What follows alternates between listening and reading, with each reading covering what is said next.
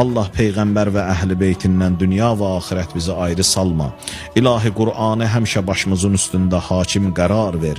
İlahi İmam-ı zamanımızı bizə tez yetir.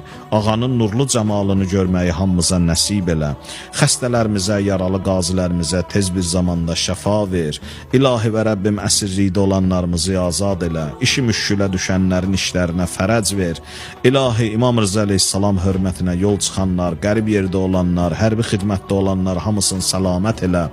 İlahi ruzumuzu həlalından və biminnət bizə nəsib elə. İlahi və Rəbbim Peyğəmbər və əhl-i beyti hörmətinə hər kəsin ürəyində nə mətləbi, duası varsa rəva elə. İlahi günahlarımızı, xətalarımızı öz geniş rəhmətinlə əff elə.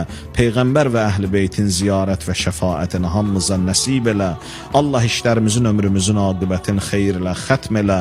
Bağışlamamış bizi qəbr evinə aparma. Allah hər kəsin ürəyində nə hacəti